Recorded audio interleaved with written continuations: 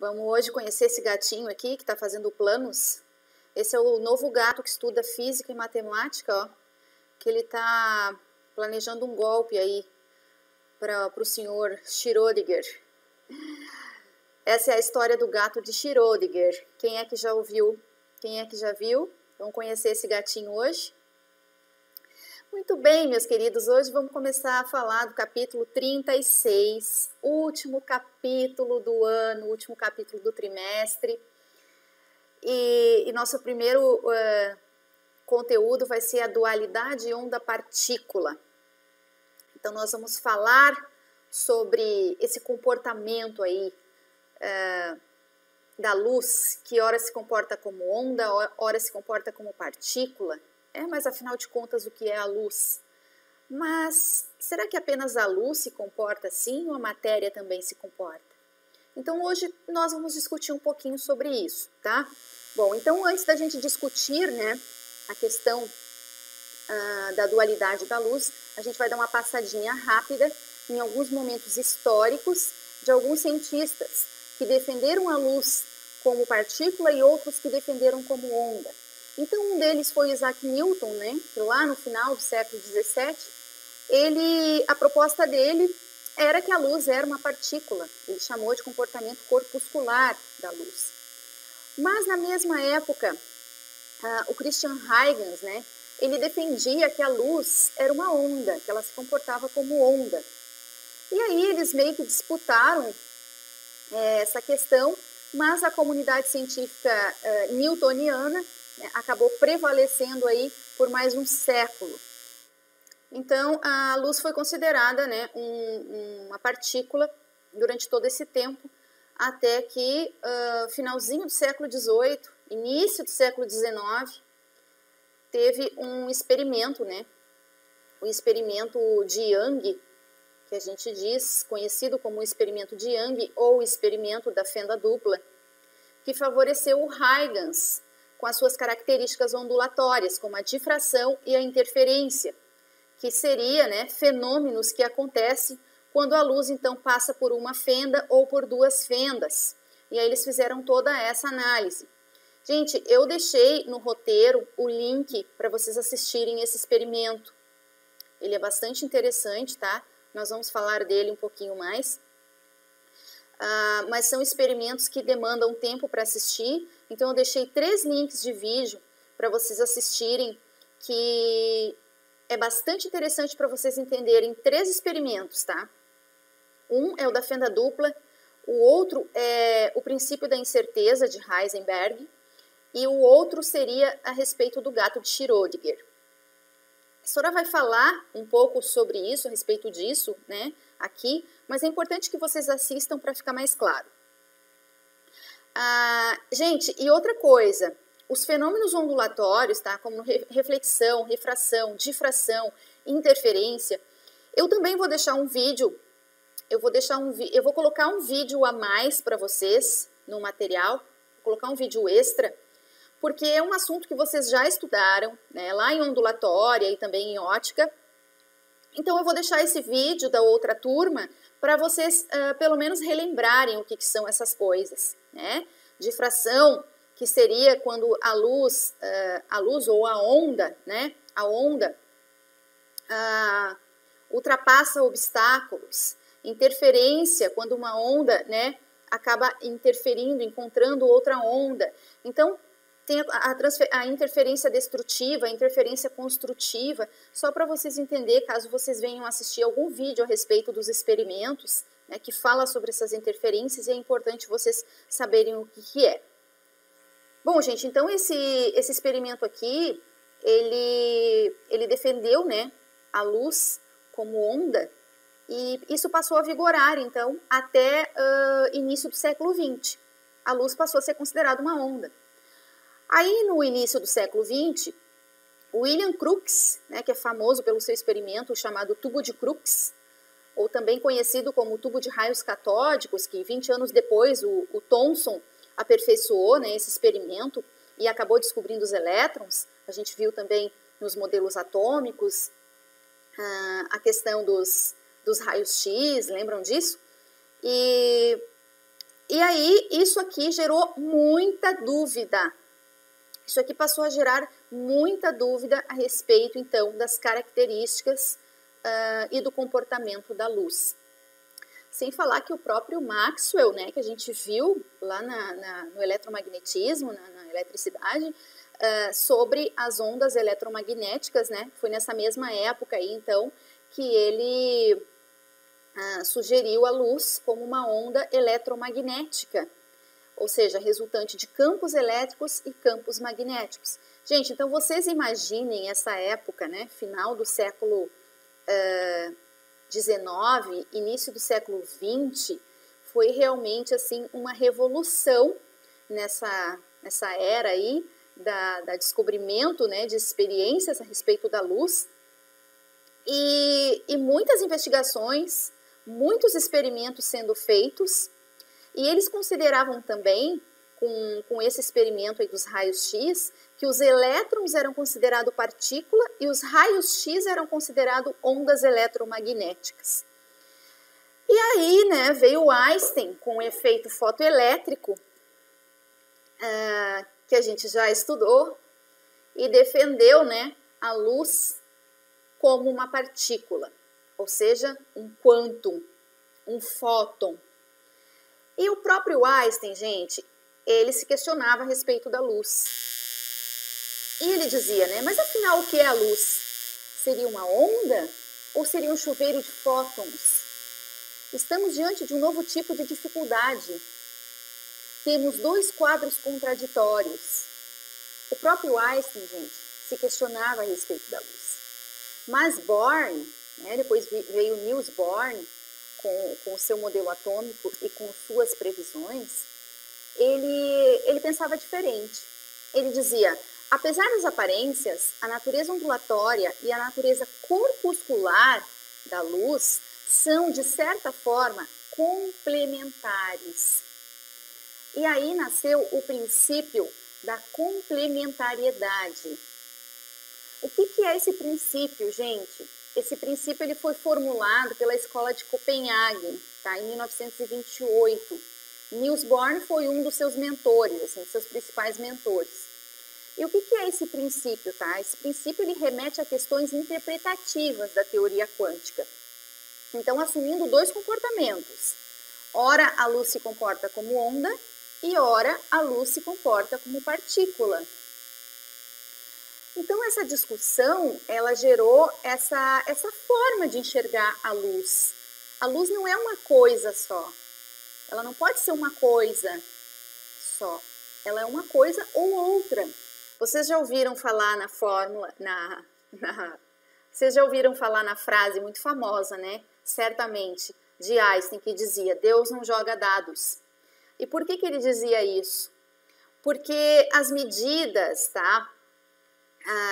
Dentro da mecânica quântica, todas as medidas que se assumem, né, todos os valores que vai definir alguma medida, eles vêm em termos probabilísticos. Então, se usa muito a probabilidade, não é nada exato, é tudo algo provável.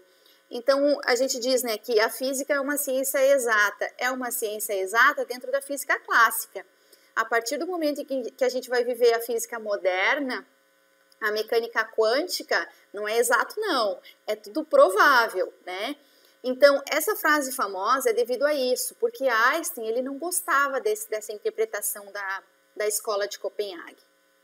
Ele era um pouco, assim, duvidoso, né? Além de Einstein e Bohr, teve dois cientistas físicos muito importantes que se envolveram, que estão por trás da teoria quântica. Então, é o Heisenberg e o Schrödinger. O Heisenberg, gente, ele é famoso aí pela questão do princípio da incerteza. Ele diz o seguinte, que em nível quântico não é possível a gente medir um valor de velocidade ou de posição com extrema precisão. O que isso quer dizer? Isso quer dizer o seguinte, se a gente vai trabalhar com a velocidade, com uma posição de um veículo, né, de qualquer objeto dentro da física clássica, a gente sabe que se a gente tem a velocidade, a gente descobre a posição, né? Se a gente tem a posição, a gente descobre a velocidade, com muita precisão. Na física, dentro da mecânica quântica, a gente não consegue ter certeza, a gente não consegue ter exatidão desse valor. E a melhor explicação que eu daria para vocês é o seguinte, porque é algo um pouco complicado de se entender mesmo. Mas quando a gente fala em observador, né, a gente, muito na mecânica quântica, a gente fala assim, né, que um elétron ele pode estar em 2 lugares ao mesmo tempo. Agora, se eu estiver observando, né, mediante um observador, ele se comporta de um jeito. Se não estiver observando, ele se comporta de outro. E é o chamado a superposição de estados, né? Bom, então é o seguinte, se eu estou olhando para um elétron, se eu estou vendo um elétron, significa que esse elétron absorveu um fóton. Se ele absorveu um fóton, ele mudou a velocidade dele. E se ele mudou a velocidade dele, ele mudou o momento. Então, ele não está mais no mesmo lugar e ele não está mais com a mesma velocidade. Então, pensa assim, se nós fôssemos trazer isso para o nosso dia a dia, para você enxergar alguma coisa, para dizer assim, que está sob os olhos do observador, tem que ter luz para você ver alguma coisa, né? Então, para enxergar o elétron, tem que ter fóton. E na medida que o fóton emite radiação, emite energia para esse elétron, ele já está mudando o estado dele. Ele já não está mais no estado que era antes. Então, ou seja, se eu tinha uma certa velocidade, ele estava numa certa velocidade, mas a gente não sabe qual, a partir do momento em que ele recebe o fóton, ele absorve o fóton, não tem mais como a gente ter certeza da velocidade dele. E também não tem mais como a gente ter certeza da posição que ele está. Ou seja, o momento dele não vai ser mais o mesmo. Gente, é confuso mesmo, mas já dizia, eu não lembro quem disse isso, eu não lembro mais quem disse isso, mas se você não ficar confuso com a mecânica quântica, é porque você não entendeu nada. Então, se você está confuso, é porque você está entendendo alguma coisa, tá? É confuso mesmo. Então, na verdade, essa questão da superposição de estados é mais ou menos isso. Então, o Heisenberg, ele dizia para nós que não tem como a gente medir com precisão uma velocidade ou a posição de uma partícula, tá? E o Schrödinger, ele traz o fato do gato, que é um fato hipotético, tá, gente? Que ele coloca o gato dentro de uma caixa fechada, né? E dentro dessa caixa tem uma substância radioativa e que vai disparar um veneno. Então, se essa substância radioativa decair, o veneno, ela ativa o veneno e o gato morre. Ou se essa substância não decair, o gato fica vivo. Por isso a história, né? O gato vivo ou morto, o gato de Schrödinger, ele está vivo ou está morto?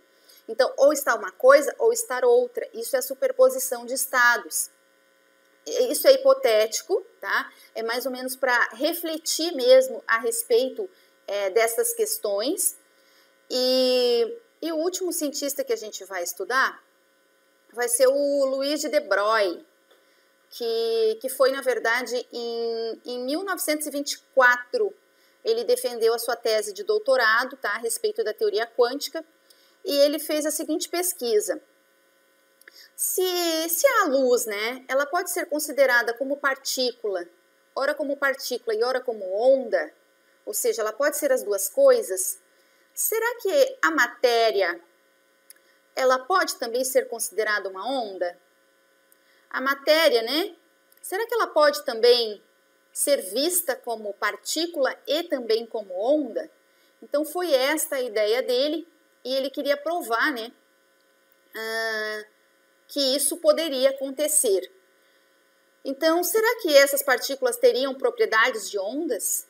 Ele chegou na conclusão, gente, essa equação aqui é a equação de de Broglie, tá? Se vocês forem pesquisar, lambda igual a H sobre Q, que lambda é o comprimento de onda, o H é a constante de Planck e o Q é a quantidade de movimento.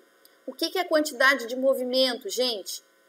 coloquei aqui para vocês lembrar, ó, é massa vezes velocidade, tá? Quantidade de movimento de um corpo, massa vezes velocidade. Então, ele queria provar que era possível medir a quantidade de movimento de um elétron. E aí também ele fez aquele experimento que foi feito com a fenda dupla, com a luz, ele fez com o elétron. Ele fez o experimento da fenda dupla com o elétron.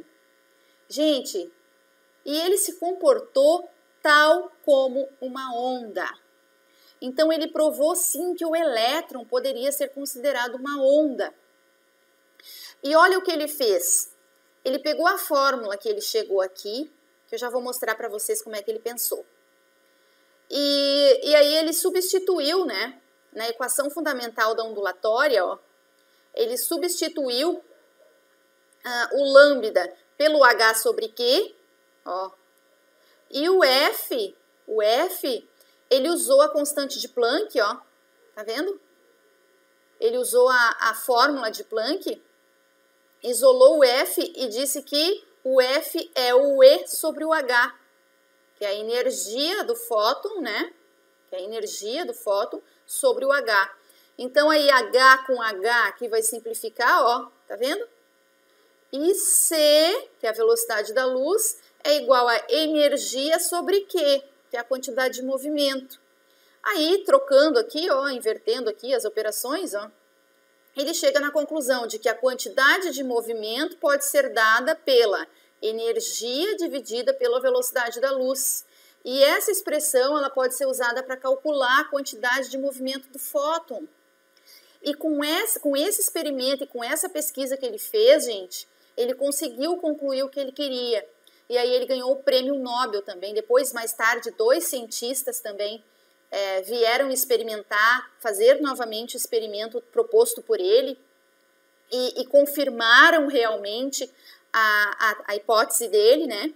E aí ele também foi um dos que ganhou o prêmio Nobel em 1929, se eu não me engano, foi 5 anos depois, né? Ele ganhou o prêmio Nobel de Física também por isso. Eu quero mostrar aqui uma coisinha, como ele pensou, para chegar nessa conclusão aqui, ó, de comprimento de onda igual a H sobre Q. Ele pensou em 2 coisas, né? Energia, tá? Tanto em forma de onda quanto em forma de matéria. Então, se a gente for pegar as duas fórmulas de energia que a gente tem,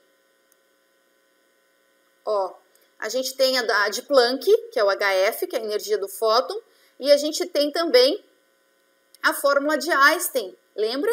Que é a energia do corpo em repouso. O que ele fez? Ele igualou essas 2 coisas aqui. Ele igualou essa energia HF, que está aqui, ó, com o mc quadrado, que eu coloquei m vezes c. Por que eu fiz isso? Para a gente lembrar que massa vezes velocidade é quantidade de movimento. Então, veja bem, no lugar de mc, eu coloquei o Q. Por quê? Massa vezes velocidade, considerando agora a velocidade da luz, né? Ó, eu tenho a quantidade de movimento, vezes C. O que eu vou fazer agora? Eu vou substituir aqui, ó, por lambda F. Por quê? A velocidade da luz é igual a lambda vezes F, certo? Esse F com esse F aqui, ó, eu vou simplificar. O que vai me sobrar? Me sobrou H igual a quantidade de movimento vezes o lambda. Agora, eu apenas isolo o lambda, ó, e digo que o H, lambda é igual a H sobre Q, que é o que a gente tem aqui, ó, nessa fórmula aqui, que é a mesma coisa que essa aqui, ó. Tá vendo? Então, foi basicamente esse o raciocínio. Só para vocês entenderem de onde vem isso aqui, tá? De forma bem superficial mesmo, gente. E para vocês entenderem que ele comparou as energias, tá? E aí, com isso, a gente finaliza a nossa aula de hoje. E os exercícios a gente vai deixar para fazer na videoconferência e eu quero deixar uma questãozinha para vocês pensar. Por quê? Porque hoje a gente sabe que tem muita coisa quântica pelo mundo, né? Virou moda, tudo quântico. E vocês já pensaram o que são números quânticos? Se eu perguntar para vocês, o que é um número quântico? Vocês saberiam me responder? Eu vou deixar isso para vocês refletir, vocês vão trazer essa discussão para nossa aula, tá? De quarta-feira. A Sora vai esperar vocês. E um beijo, um beijo quântico para vocês. O que é um beijo quântico? É um beijo ou não é um beijo? Vai lá. Tchau, gente!